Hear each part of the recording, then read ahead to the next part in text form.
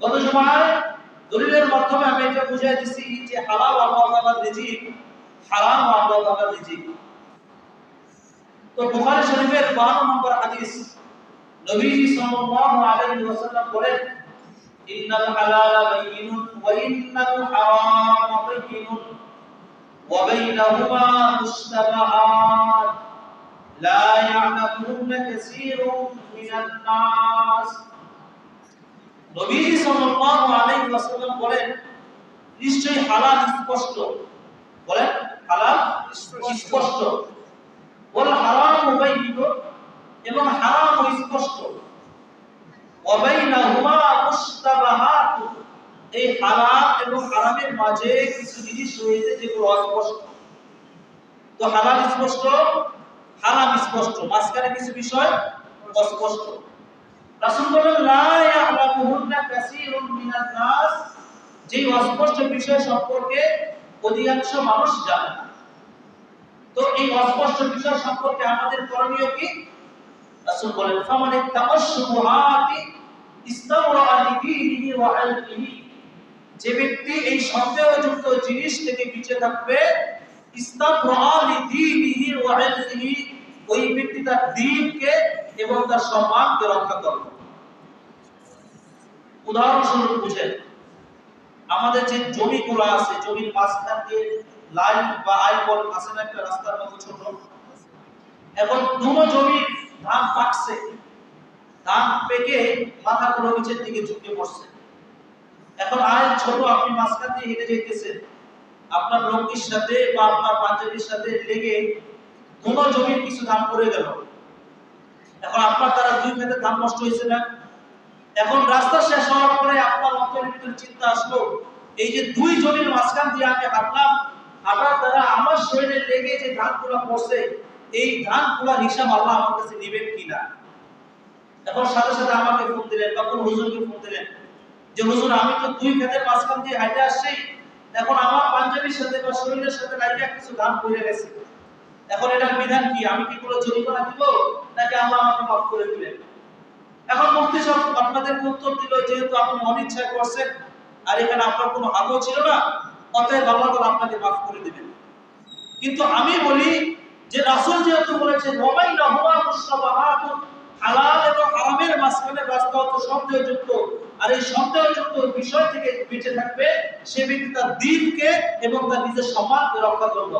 অতএব এই দুই রাস্তার মাঝখান দিয়ে আপনি চলেন, এমন রাস্তা দিয়ে চলেন যেই রাস্তা দিয়ে চলার দ্বারা আপনার হুজুরকে জিজ্ঞেস করে রাস্তা জিজ্ঞেস করতে হবে না, হুজুরকে ফোন করে রাস্তা জিজ্ঞেস করতে হবে না।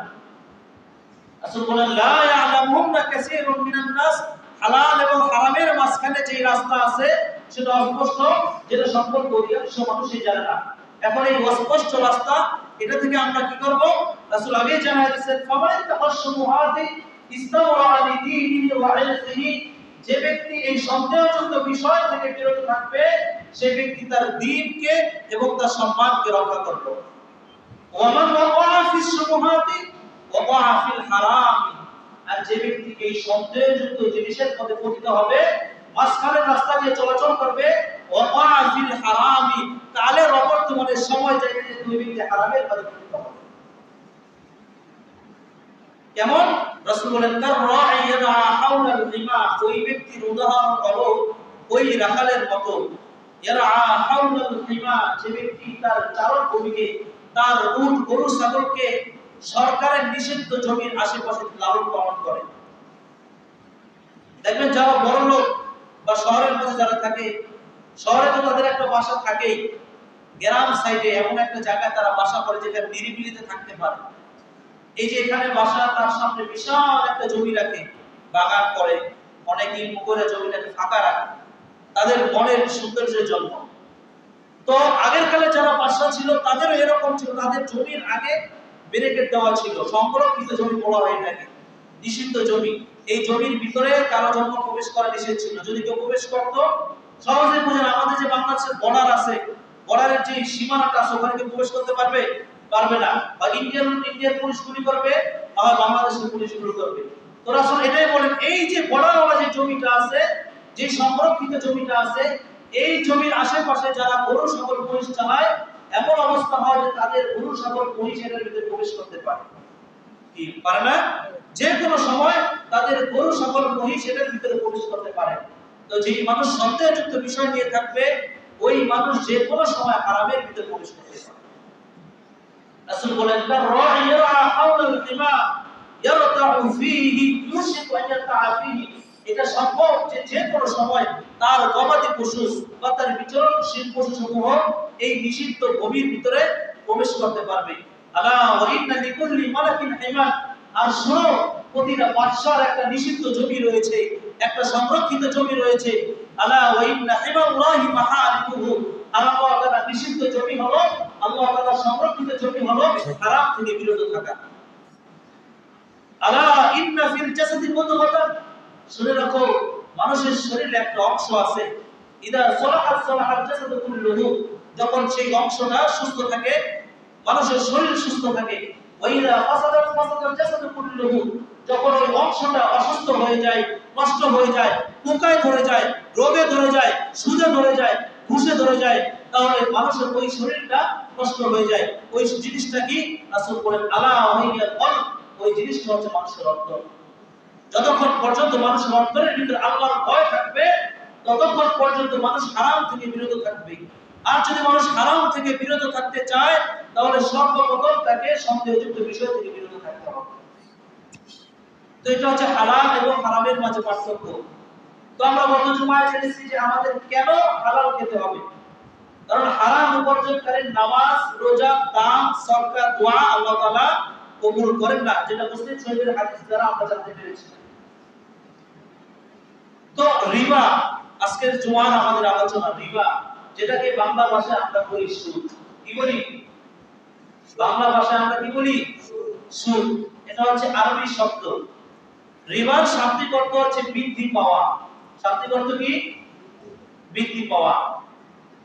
রাসূল সাল্লাল্লাহু আলাইহি ওয়াসাল্লামের যুগে দুইটা গোত্র ছিল মদিনার মধ্যে, একটা হচ্ছে সাকিফ গোত্র আর একটা মাখজুমি গোত্র। বলেন তো গোত্র দুইটার নাম? সাকিফ গোত্র, মাখজুমি গোত্র। তো জাহিলি যুগে রাসূল বলেন কানা রিবান বাইনাহুম ফিল জাহিলিয়া, জাহিলি যুগে তাদের মাঝে রিবা বা সুদি কারবার ছিল। ফালাম্মা জাআল ইসলামু দাখালু ফীহি, যখন ইসলামের দাওয়াত আসলো দাখালু ফীহি, তারা উভয় গোষ্ঠী ইসলামের মধ্যে প্রবেশ করলো। ইসলামের মাঝে প্রবেশ করার পরে কিছুদিন পর সাকিফ গোত্র, মাখজুমি গোত্রের কাছে তাদের যে জাহিলি যুগে, মূর্খতার যুগে যে সুদ দিয়েছিল ওই সুদ চাওয়া শুরু করলো। এখন মাখজুমি গোত্র তাদেরকে উত্তর দিল লা মু'তিল ইসলাম, লা মু'তির রিবা ফিল ইসলাম, ইসলাম ধর্মে আমরা তোমাদেরকে কোনো প্রকার সুদ দিব না। তো এক কথায় দুই প্রকার তাদের মাঝে একটা সংশয় মারামারি সৃষ্টি হলো। নবীজি সাল্লাল্লাহু আলাইহি ওয়াসাল্লামের কাছে চিঠি প্রেরণ করা হলো। নবীজি সাল্লাল্লাহু আলাইহি ওয়াসাল্লাম যখন এই চিঠি পড়তেছেন, চিঠি পড়া অবস্থায় আল্লাহ পাক রব্বুল আলামিন সূরা বাকারার 58 নম্বর আয়াত নাযিল করেন। 58 নম্বর আয়াত নাযিল করে আল্লাহ তাআলা নবীজি সাল্লাল্লাহু আলাইহি ওয়াসাল্লাম বললেন ইয়া হাবিবাল্লাহ, আপনি মুসলমানদেরকে জানাইয়ে দেন ইয়া আইয়ুহাল্লাযীনা আমানু তাকুল্লাহ, এই ইমানদারগণ আল্লাহকে ভয় করো। ওয়াদারু মা বাকিয়া মিনার রিবা ইন কুনতুম মুমিনিন, যদি তোমরা মুমিন হয়ে থাকো তাহলে তোমরা সুদি কারবার ছেড়ে দাও। এখন আমার সামনে যারা বসে আছেন আমরা সকলেই কি মুমিন? বলেন আমরা সকলেই কি মুমিন? তো আল্লাহ তাআলা আমাদেরকে বলতেছেন ওয়াদারু মা বাকিয়া মিনার রিবা ইন কুনতুম মুমিনিন, যদি তোমরা মুমিন হয়ে থাকো সুদি কারবার ছেড়ে দাও। যদি তোমরা মুমিন হয়ে থাকো সুদি কারবার ছেড়ে দাও। এই আয়াত নাযিল হওয়ার পর সাকিফ গোত্র এবং মাখজুমি গোত্র রাসূলের কাছে এসে বলেন নাতুবু ইলাল্লাহ, হে আল্লাহর হাবিব, আমরা আল্লাহর কাছে তওবা করলাম, আজকের পর থেকে আমরা আর কোনোদিন সুদ খাবো না। তো এই আয়াত থেকে আল্লাহ পাক রব্বুল আলামিন আমাদের জন্য সুদ বা রিবাকে নিষেধ করলেন। এখন এই সুদ বা রিবা কি? হাদিস থেকে আমরা জানি জামিউস সগীর, জামিউস সগীরের 6358 নম্বর হাদিস, নবীজি সাল্লাল্লাহু আলাইহি ওয়াসাল্লাম বলেন কুল্লু করজিন মানফাআতান ফাহুয়া রিবা, যে করজ বা ঋণ মানফাআতান কোন উপকারকে টেনে আনে ফাহুয়া রিবান সেটাই সুদ, সেটাই রিবা।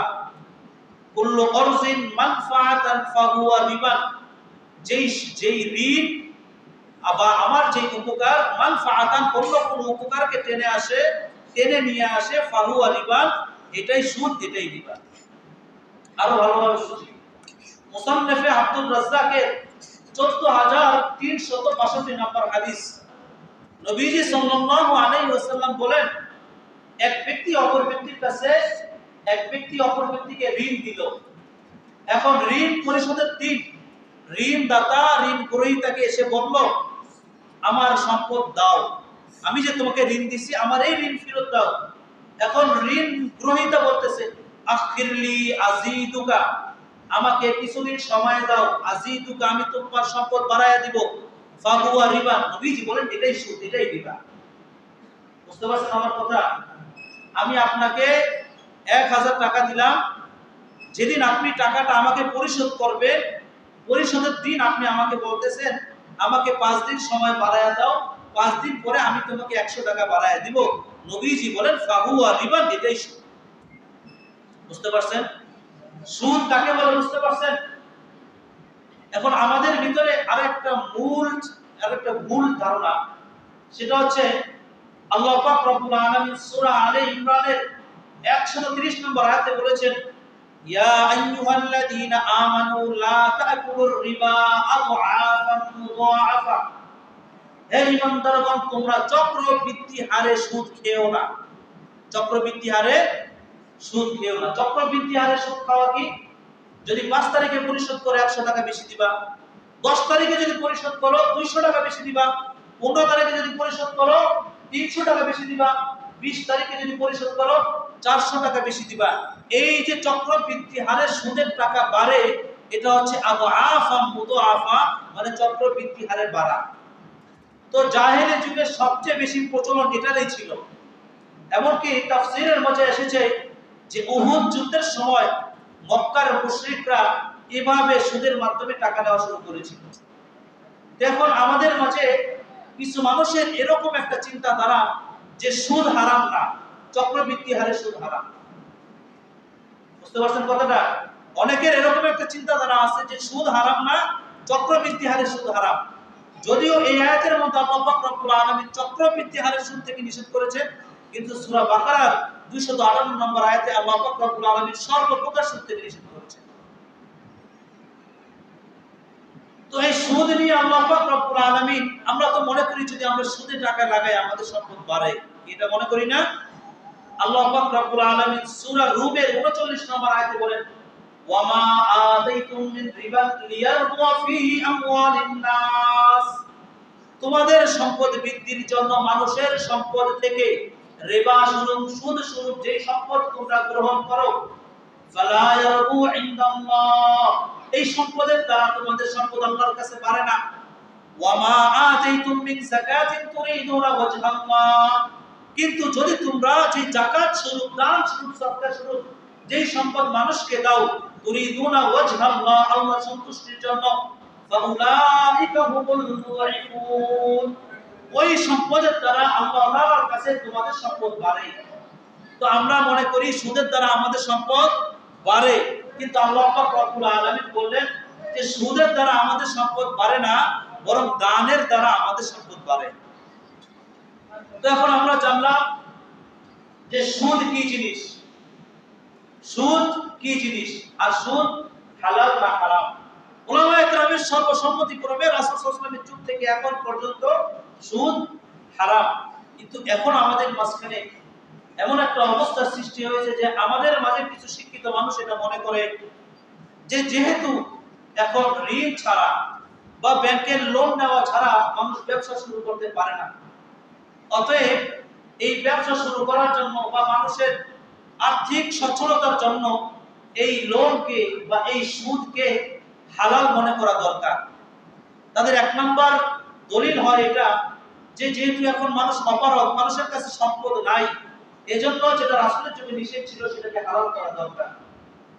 এর উত্তরে ওলামায়ে কেরাম বলেন যে নগ্নতা, ভ্রান্ততা রাসূলের যুগে হারাম ছিল, উলঙ্গ হয়ে রাস্তায় চলাফেরা করা রাসূলের যুগে হারাম ছিল, এখন কি সেটা হালাল হবে? কথা বলেন, নগ্নতা কি এখন হালাল হবে? কেন হালাল হবে না? কারণ ইসলামের শরীয়ত অকাট্য দলিল দ্বারা এটা হারাম। ঠিক তেমনি ভাবে ইসলামের শরীয়ত অকাট্য দলিল দ্বারাও এই সুদ হারাম। সুদ কি? ওই যে বললাম জামিউস সগীরের হাদিসের মধ্যে রাসূল বলেছেন কুল্লু করজিন মানফাআতান ফাহুয়া রিবা, যেই ঋণ আমার কোনো উপকার টেনে নিয়ে আসবে সেটাই সুদ, সেটাই রিবা। এখন এই রিবা বা সুদের 14টা ভয়ানক বিষয় নিয়ে আলোচনা করব ইনশাআল্লাহ। যারা সুদ খায় বা যারা সুদ ভক্ষণ করে, আল্লাহ পাক রব্বুল আলামিন তাদের জন্য কোরআনের মধ্যে বলেন ফাইল্লাম তাফআলু ফাকাদামু বিহারবিন মিনাল্লাহি ওয়া রাসূলি, সুদের ঘোষণা আসার পরে, সুদ হারাম হওয়ার পরে তোমাদের মধ্যে থেকে যারা সুদ খাবে, বিহারবিন মিনাল্লাহি ওয়া রাসূলিহি, তারা আল্লাহ এবং তার রাসূলের বিরুদ্ধে যুদ্ধের ঘোষণা দাও।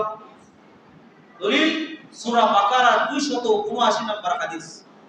যদি আমার কথা বিশ্বাস না হয় কোরআন শরীফ খুলে দেখবেন, সূরা বাকারা 279 নম্বর হাদিস। রাসূল আল্লাহ তাআলা বলেছেন ফাইল্লাম তাফআলু ফাআযানু বিহারবিন মিনাল্লাহি ওয়া রাসূলি, যদি সুদের ঘোষণা হারাম হওয়ার পরে তোমরা সুদ খাওয়া থেকে বিরত না থাকতে পারো, তাহলে তোমরা আল্লাহ এবং তার রাসূলের বিরুদ্ধে যুদ্ধের ঘোষণা দাও। এখন বলেন তো আমাদের মধ্যে এখানে যারা আছি আমরা কে কে আল্লাহ এবং তার রাসূলের বিরুদ্ধে যুদ্ধের ঘোষণা দিতে পারবো? কে কে পারবো? আমাদের মধ্যে কে কে আল্লাহ এবং তার রাসূলের বিরুদ্ধে যুদ্ধের ঘোষণা দিতে পারবো? কারো ভিতরে এই শক্তি আছে? কথা বলেন, কারো ভিতরে এই শক্তি আছে? কারো ভিতরে এই শক্তি নাই। যদি আমাদের ভিতরে এই শক্তি না থাকে তাহলে আল্লাহর রাস্তে আজকে থেকে, আমি জানি না, আমি মনে করি এই এলাকার কেউ সুদ খায় না, আজকে থেকে আল্লাহর জন্য আমরা সুদ খাওয়া থেকে বিরত থাকব। 2 নাম্বার, যারা সুদ খায় কিয়ামতের দিন আল্লাহ পাক রব্বুল আলামিন তাদেরকে পাগল অবস্থায় উঠাবেন। দলিল সূরা বাকারা 275 নম্বর আয়াত। আল্লাহ পাক রব্বুল আলামিন বলেন আল্লাযীনা ইয়াকুলুনা রিবা, যারা সুদ খায়। আমি আয়াত বলবো, আপনারা অর্থ করবেন। আল্লাযীনা ইয়াকুলুনা রিবা, যারা সুদ খায়। বলেন সবাই, আল্লাযীনা ইয়াকুলুনা রিবা লা ইয়াকুমুন, কিয়ামতের দিন তারা উঠবে না, ইল্লা কামা ইয়াকুমুল্লাযী ইয়াতাখাব্বাতুহু শাইতানু মিনাল মাস, তবে ওই সমস্ত লোক তাদের মতো উঠবে যাদেরকে শয়তান স্পর্শ করার দ্বারা পাগল বানায় দিয়েছে। তো সূরা বাকারা 275 নম্বর আয়াতে আল্লাহ তাআলা বলেন যারা সুদ খায় কিয়ামতের দিন তাদেরকে এমন অবস্থায় উঠানো হবে যাদেরকে শয়তান স্পর্শ করার দ্বারা পাগল বানায় দিয়েছে। কেন তাদেরকে এই শাস্তি দেওয়া হবে? কারণ তারা বলতো ইন্নামাল বাইউ মিসলুর রিবা, বেচা কিনা যেটা আল্লাহ হালাল করেছেন সেটা মিসলুর রিবা, রিবা সুদের মতো। ওয়া হাল্লাল্লাহুল বাই'a ওয়া হারামার রিবা, অথচ আল্লাহ পাক রব্বুল আলামিন বেচা কিনাকে হালাল করেছেন এবং রিবা বা সুদকে হারাম করেছেন। তো 3 নম্বর, যারা সুদ খায় আল্লাহ পাক রব্বুল আলামিন কিয়ামতের দিন তাদেরকে বলবেন যে তোমরা আল্লাহ এবং আল্লাহ তাআলার রাসূলের বিরুদ্ধে অস্ত্র গ্রহণ করো। প্রথম বলেছেন যুদ্ধের ঘোষণা দাও, 2 নম্বরে বলেছেন যে তাদেরকে পাগল অবস্থায় উঠানো হবে, 3 নম্বরে বললেন যে তাদেরকে অস্ত্র গ্রহণের জন্য বলা হবে। যেমন আত-তারগীব ওয়া তারহিব একটা হাদিসের কিতাব আছে, আত-তারগীব ওয়া তারহিবের 1 নম্বর খণ্ডে 69 নম্বর পৃষ্ঠায় নবীজি সাল্লাল্লাহু আলাইহি ওয়াসাল্লাম বলেন ইউকালু লিআকলির রিবা ইয়াউমাল কিয়ামা, সুদখোরদেরকে কিয়ামতের দিন বলা হবে খুদ সিলাহাকা লিল হারবি, আল্লাহ এবং তার রাসূলের বিরুদ্ধে যুদ্ধের জন্য তুমি তোমার অস্ত্র গ্রহণ করো। দুনিয়ার মাঝে সুদ খেয়ে তুমি যে অস্ত্র বানাইছো, আজকে সেই অস্ত্র আল্লাহ এবং তার রাসূলের বিরুদ্ধে চালাও, আল্লাহ এবং তার রাসূলের বিরুদ্ধে গ্রহণ করো। আউযুবিল্লাহ বলবেন না? বলেন ওই দিন আমরা কে কে অস্ত্র গ্রহণ করতে পারবো? কে কে পারবো? আমি পারবো? আপনি পারবেন? আপনি পারবেন? কেউ পারবো? কেউ পারবো না। তো এই জন্য আমাদের সকলের জন্য সুদ থেকে বিরত থাকার দরকার আছে না নাই? 4 নাম্বার ভয়াবহতা, নবীজি সাল্লাল্লাহু আলাইহি ওয়াসাল্লাম বলেন, যারা সুদ খায় আল্লাহ পাক রব্বুল আলামিন কিয়ামতের দিন তাদেরকে এমন ভাবে উঠাবেন যে তারা মনে করবে তাদের গলার ভিতরে কে যেন ফাঁস লাগাইতেছে।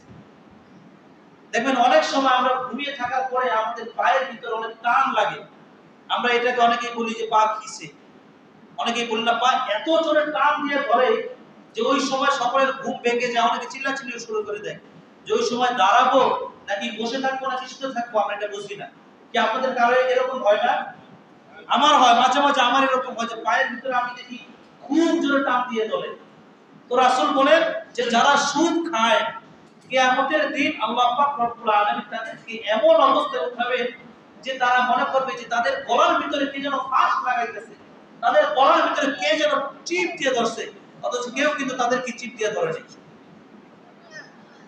দলিল উমদাতুত তাফসীরের 1 নম্বর খণ্ডের 330 নম্বর পৃষ্ঠায় নবীজি সাল্লাল্লাহু আলাইহি ওয়াসাল্লাম বলেন, আকিলুর রিবা ইউবাস ইয়াউমাল কিয়ামাতি মাজনুরান ইউফনাতু। সুদখোরদেরকে আল্লাহ পাক রব্বুল আলামিন কিয়ামতের দিন পাগল অবস্থায় উঠাবেন।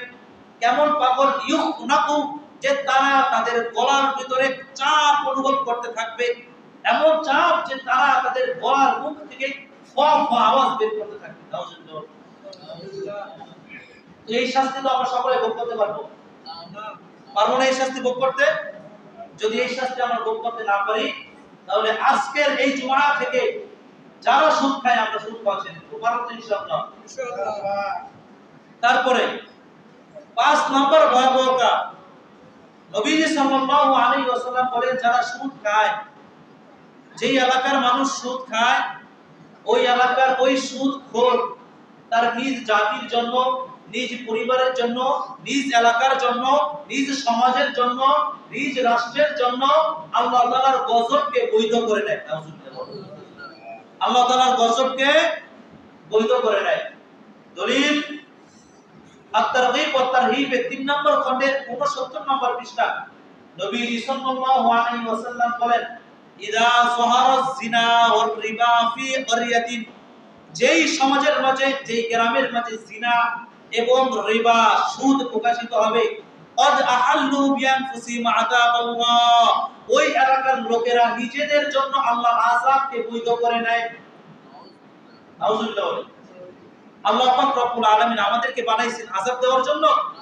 কথা বলেন, আযাব দেওয়ার জন্য না। কিন্তু আমাদের মাঝে কিছু মানুষ এই সুদের কারণে, এই জিনার মাঝে লিপ্ত হয়ে ওই সমস্ত লোক নিজেদের জন্য আল্লাহর আযাবকে বৈধ করে নেয়। আমার কথা, কথা বলেন, আমার কথা? কার কথা? রাসূল সাল্লাল্লাহু আলাইহি ওয়াসাল্লামের কথা। তো এই যে নবীজির কথা, নবীজির প্রতি আমরা সকলে ঈমান রাখি, বিশ্বাস রাখি।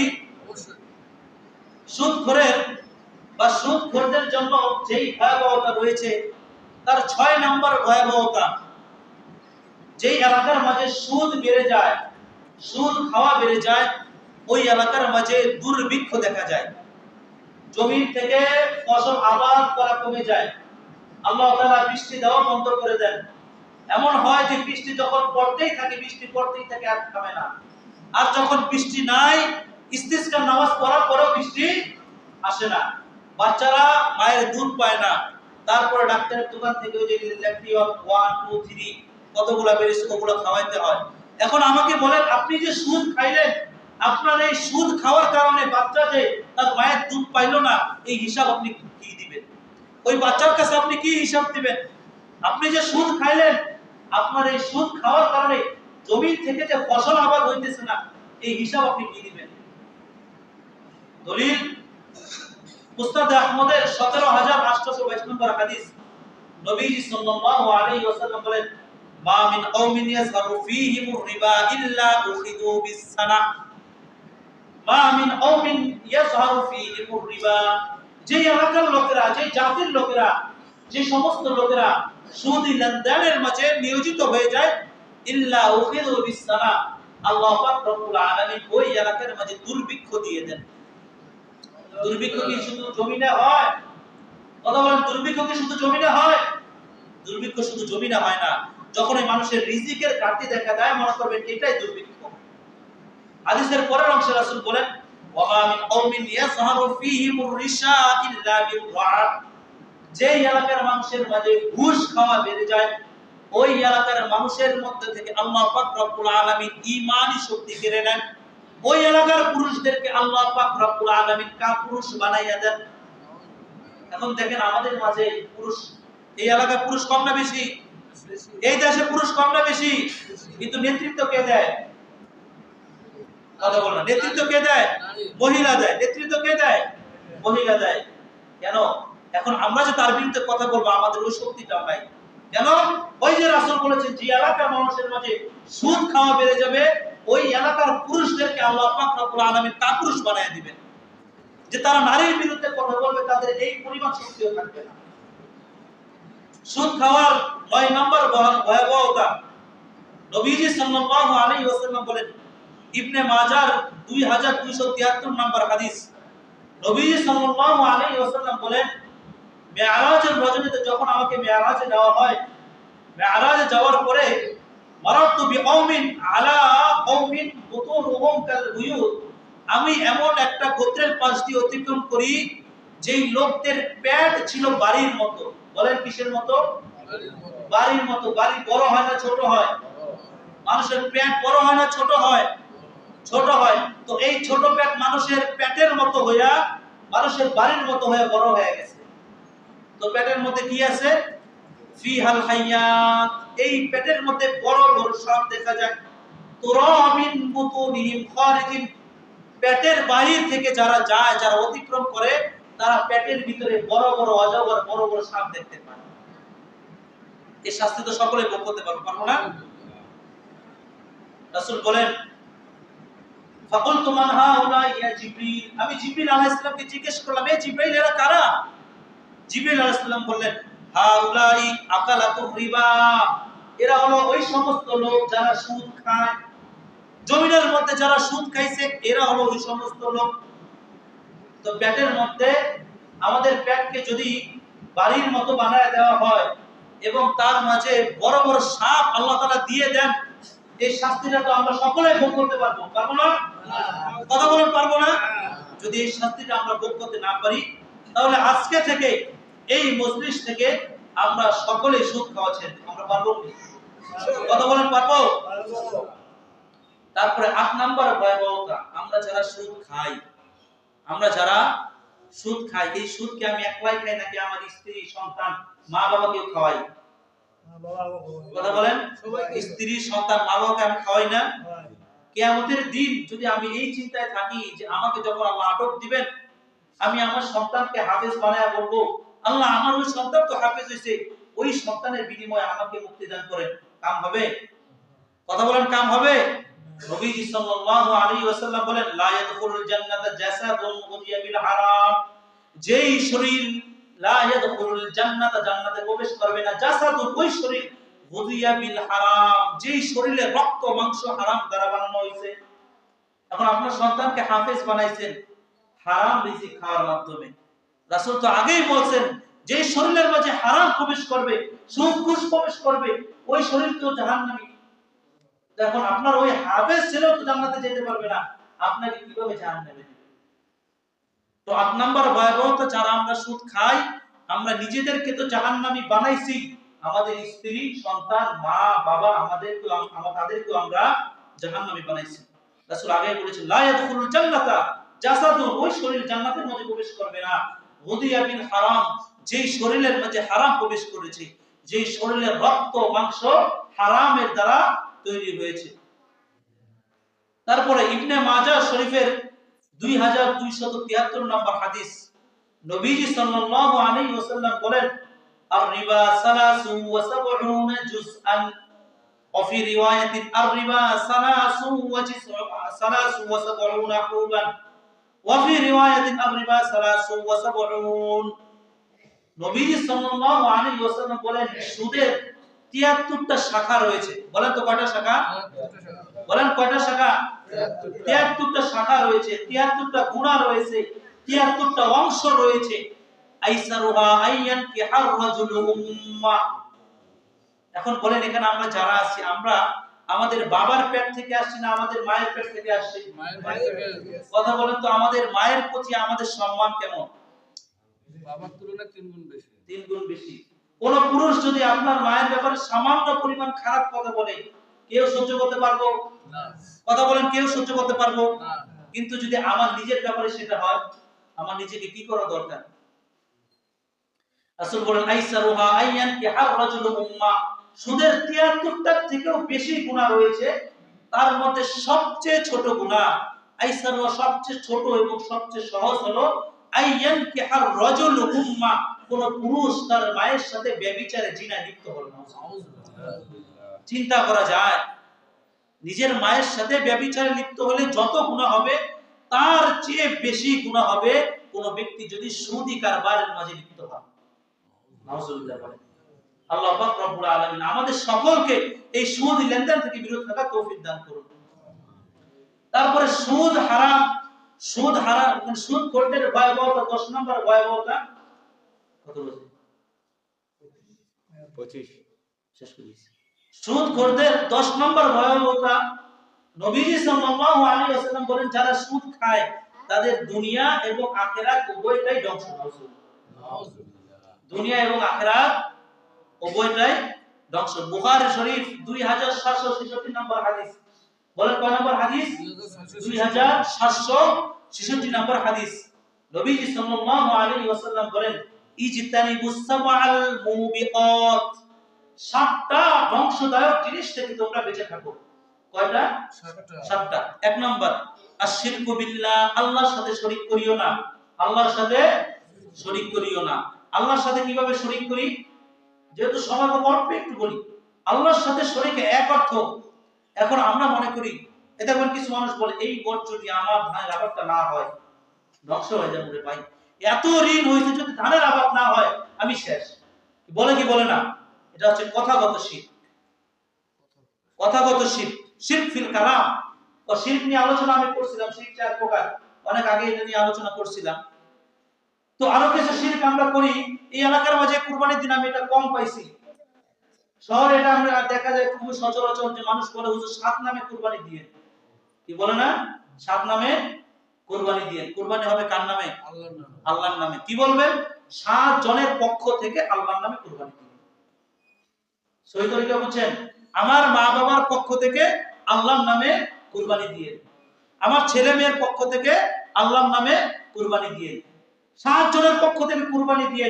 আর যদি হুজুর 7 জনের পক্ষ থেকে কুরবানি দেয়, ওই পশুর গোশত খাওয়া সকলের জন্য হারাম। সূরা নামের মধ্যে আল্লাহ বলেছেন ওয়ালা তাকুলু মিম্মা লাম ইযকার ইসমুল্লাহ, যেই পশু আল্লাহর জন্য কুরবানি দেওয়া হয় না সেই পশুর গোশত তোমরা খেও না। এখন বলেন তো, কেউ যদি নবীর নামে কুরবানি দেয় হারাম, নবীর নামে কুরবানি দেয় হারাম। কেউ যদি পীরের নামে কুরবানি দেয় হারাম। কেউ যদি শাহজাহান রহমাতুল্লাহ আলাইহির নামে কুরবানি দেয় হারাম। মাছ ভান্ডারের কথা নাই বলি, কথা বুঝেন নাই? তো কুরবানি দিতে হবে একমাত্র কার জন্য? আল্লাহর জন্য। দান খয়রাত এগুলো কার জন্য করতে হবে? আল্লাহর জন্য। তো নবীজি বলেন এক নম্বর আশরিকু বিল্লাহ, তোমরা শিরক করা থেকে বিরত থাকবে। ওয়াস সিহর, মানুষদেরকে জাদু করা থেকে বিরত থাকবে এবং নিজেরাও যেন জাদুর শিকার না হও এজন্য বিরত থাকবে। নিজেরা জাদুর শিকার যদি আমরা না হতে চাই, ছোট একটা আমল করবেন। ফজরের নামাজের পরে 3 বার সূরা ইখলাস, 3 বার সূরা ফালাক, 3 বার সূরা নাস পড়ে পুরো শরীরের মাঝে ফুৎকার দিবেন। এবং মাগরিবের নামাজের পরে 3 বার সূরা ফালাক, 3 বার সূরা ইখলাস, 3 বার সূরা ফালাক, 3 বার সূরা নাস পড়ে শরীরের মাঝে ফুৎকার দিবেন। এবং যখন বিছানায় যাবেন ঘুমানোর জন্য, ওই সময় বিছানার মধ্যে বসে ওযু অবস্থায় বসে 3 বার সূরা ইখলাস, 3 বার সূরা ফালাক এবং 3 বার সূরা নাস পড়ে আমাদের শরীরে আমরা ফুৎকার দিব। যদি আমরা এই আমলটা করতে পারি, নবী সাল্লাল্লাহু আলাইহি ওয়াসাল্লাম বলেন যে পৃথিবীর কোন শক্তি, কালো জাদু হোক আর সাদা জাদু হোক, কোন জাদুই আমাদেরকে স্পর্শ করতে পারবে না। 3 নম্বর নবী বলেন ওয়াকাতুন নাফস আল্লাতী হারামাল্লাহু ইল্লা বিল হক, অন্যায় ভাবে তোমরা কাউকে হত্যা করবে না। ওয়াকলুর রিবা, 4 নম্বর তোমরা সুদ খাবে না। যদি সুদ খাও, এই 7টা কারণ কিসের? যাদের দুনিয়া এবং আখিরাত ধ্বংস। দুনিয়া এবং আখিরাত ধ্বংস। ওয়াকলু মালিল ইয়াতীম, ইতিমের সম্পদ ভক্ষণ করবে না। ওয়া তাওয়াল্লি ইয়াওমাজ যাহাফ, যুদ্ধের ময়দান থেকে পলায়ন করবে না। ওয়াকাসফুল মুহসানাতিল মুমিনাতিল গাফিলাত, এবং সতী নারী যে আছে তাদের উপর তোমরা মিথ্যা অপবাদ দিবে না। এই 7টা কাজ যদি তোমরা করো তাহলে তোমাদের দুনিয়াও ধ্বংস আখিরাতও ধ্বংস। এখন বলেন তো এই 7টা কাজের ভিতরে সুদ খাওয়া আছে না নাই? কথা বলেন, সুদ খাওয়া আছে না নাই? সুদখোরদের ভয়াবহ পরিণতির 12 নম্বর, নবীজি সাল্লাল্লাহু আলাইহি ওয়াসাল্লাম বলেন, যে ব্যক্তি 1 টাকা বা 1 দিরহাম সুদ খাবে ওই ব্যক্তির আমলনামায় 36 বার জিনা করার গুনাহ লেখা হবে। দলিল আত-তারগীব ওয়া তারহিবের 3 নম্বর খণ্ডের 68 নম্বর পৃষ্ঠা নবীজি সাল্লাল্লাহু আলাইহি ওয়াসাল্লাম বলেন, দিরহামুন রিবান ইয়াকুলুহুর রাজুলু ওয়া হুম আশাদ্দু মিন 36 জিনিয়াতান।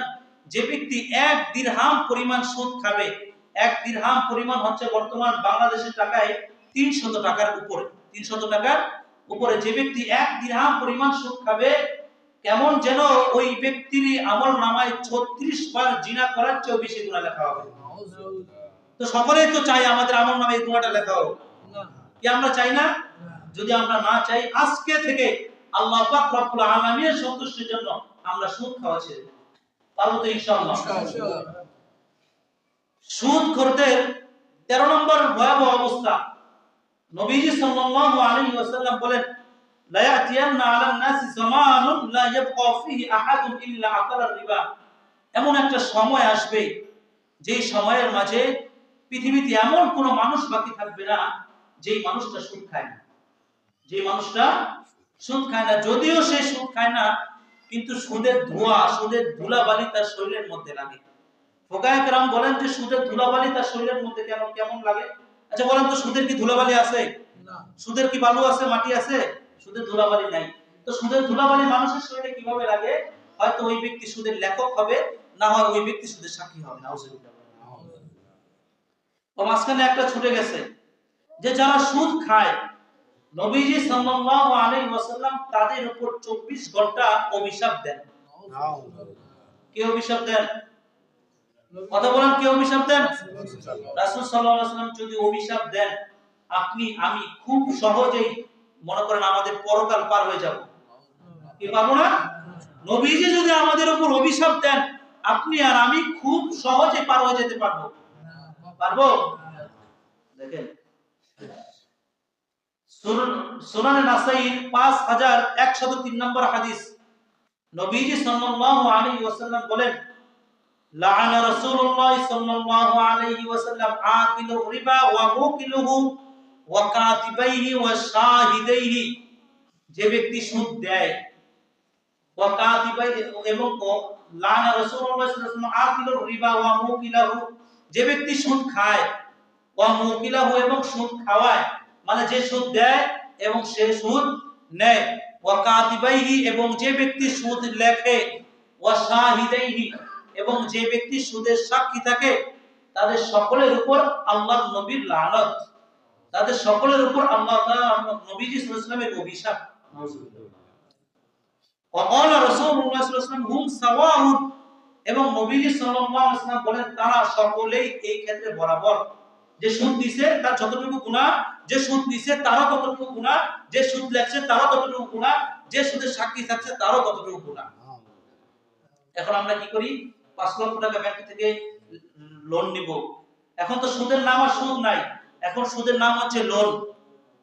আর যেটা ফেরত দিব সেটার নাম হচ্ছে ইন্টারেস্ট। প্রতি মাসে ইন্টারেস্ট দিতে হবে 5000। আগে বলতো প্রতি মাসে সুদ দিতে হবে 5000, এখন বলে প্রতি মাসে ইন্টারেস্ট দিতে হবে 5000। এখন আমরা 5 লক্ষ টাকা সুদ নিব। এখন সুদ নেওয়ার জন্য সাক্ষীর দরকার আছে। এলাকা থেকে 5 জন মানুষরে নেয়, 5 জন মানুষের দোকানে নেয়, নেওয়ার পরে চা খাওয়ায়। এরকমটা হয় না? 2 কাপ মানে 1 কাপ করে চা, 2টা করে বিস্কুট খায়। এই বিস্কুট খাওয়া, চা আর বিস্কুটের বিনিময়ে নিজের আমলনামায় সুদখোরের গুনাহ আমরা লেখায় দিই। আল্লাহ পাক রব্বুল আলামিন আমাদের সকলকে এ থেকে বিরত থাকার তৌফিক দান করুন। আমিন। সুদখোরের সর্বশেষ পরিণতি, নবীজি সাল্লাল্লাহু আলাইহি ওয়াসাল্লাম বলেন, একদিন আমি ঘুমন্ত অবস্থায় ছিলাম, 2 জন ফেরেশতা আমার কাছে আসলো। 2 জন ফেরেশতা আমার কাছে এসে আমাকে একটা পবিত্র স্থানে নিয়ে গেল। পবিত্র স্থানে যাওয়ার পরে আমি সেখানে দেখলাম একটা বড় নদী, একটা বড় নদী। ওই নদীর পানি নাই, ওই নদীর মধ্যে রক্ত রয়েছে। ফিহি দামুন, কি রয়েছে? রক্ত রয়েছে। আমি দেখলাম ওই নদীর মাঝখানে একজন ব্যক্তি আর নদীর পাড়ের মাঝে একজন ব্যক্তি। নদীর পাড়ে যে ব্যক্তিটি দাঁড়ানো আছে ওই ব্যক্তির কাছে অনেক পাথর রয়েছে। নদীর মাঝখানের যে ব্যক্তি আছে ওই ব্যক্তি একটু পরে চিন্তা করে যে আস্তে আস্তে সাঁতার কেটে উপরে উঠে যাবে, আস্তে আস্তে সাঁতার কেটে উপরে উঠে যাবে। ফালাম্মা আরাদা রাজুলু আই ইয়াখরুজা, যখন ওই লোকটা চায় এই রক্তের নদী থেকে বের হবে, সমুদ্রের কিনারায় দাঁড়ানো ব্যক্তি নিচে থেকে বড় একটা পাথর নেয়, এই পাথরটা তার মুখের মাঝে নিক্ষেপ করে। তার মুখের মাঝে নিক্ষেপ করার পরে ওই ব্যক্তি আগে যে স্থানে ছিল আস্তে আস্তে ওই স্থানে আবার চলে যায়। নবীজি বলেন আবার ওই ব্যক্তিটা আসার চেষ্টা করে, কিনারায় দাঁড়ানো ব্যক্তিটা আবার এই পাথরটা নিক্ষেপ করে, এই পাথরের নিক্ষেপের কারণে আবার পূর্বের জায়গায় চলে যায়। আমি ওই দুইজন ফেরেশতাকে জিজ্ঞেস করলাম, মান হাউলা, এরা কারা? নবীজি সাল্লাল্লাহু আলাইহি ওয়াসাল্লাম বলেন, আমাকে উত্তর দেওয়া হলো, এরা হলো ওই সমস্ত লোক যারা জমিনের মধ্যে, যারা দুনিয়ার মধ্যে সুদ খায়। তো সুদ করে শাস্তি অনেক সহজ, কি যারা সুদ খায় তাদের শাস্তি অনেক, কথা বলেন, অনেক কঠিন। যদি এই 14টা শাস্তি আমরা ভোগ করতে না পারি, যদি আমরা আমাদের ঈমান আমলগুলো, দোয়াগুলো আল্লাহ তাআলার দরবারে কবুল করাইতে চাই, নিজেদের সন্তানদের, নিজেদের স্ত্রীদের, নিজেদের মা বাবাকে জান্নাতে নিতে চাই, তাহলে আমার আয় উন্নতি কম হোক, আমার আয় উন্নতি কম হোক, গরুর গোশত দিয়ে এখন খাই, ওই সময় আলু ভর্তা দিয়ে খাই, কিন্তু যত অল্প খাই, কিন্তু আমরা এই সুদ লেনদেন থেকে বিরত থাকি। ইনশাআল্লাহ আল্লাহ পাক রব্বুল আলামিন আমাদেরকে এই সুদ লেনদেন থেকে বিরত থাকার তৌফিক দান করুন। আমিন। এবং আমরা সকলে নিয়ত করি যে আজকে এই জুমার দিন থেকে আমরা কেউ কোনো প্রকার হারাম এবং সুদ লেনদেনের মধ্যে জড়িত হব না। ইনশাআল্লাহ আমরা কেউ সুদি এবং হারাম কোনো লেনদেনের মাঝে জড়িত হব না। পারবো তো সকলেই? ইনশাআল্লাহ ইনশাআল্লাহ আল্লাহ পাক রব্বুল আলামিন আমাদের সকলকে তৌফিক দান করুন। আমিন। এই জুমায় আলোচনা করলাম যে সুদ ঘটের ভয়াবহ অবস্থা। এখনো পর্যন্ত আমরা জানি না যে আমাদের সমাজে কি কি সুদ, আমাদের সমাজে কি কি হারাম। ইনশাআল্লাহ আল্লাহ পাক রব্বুল আলামিন যদি আমাকে হায়াতে রাখে, তৌফিকে রাখে, সুস্থ রাখে, আগামী জুমায় সুদের প্রকার নিয়ে আলোচনা করা হবে। সুদ কি কি, এগুলো নিয়ে ভেঙে ভেঙে ছোট ছোট করে আলোচনা করে বুঝিয়ে দেওয়া হবে যে এগুলো সুদ, এগুলো থেকে বিরত থাকার দরকার আছে।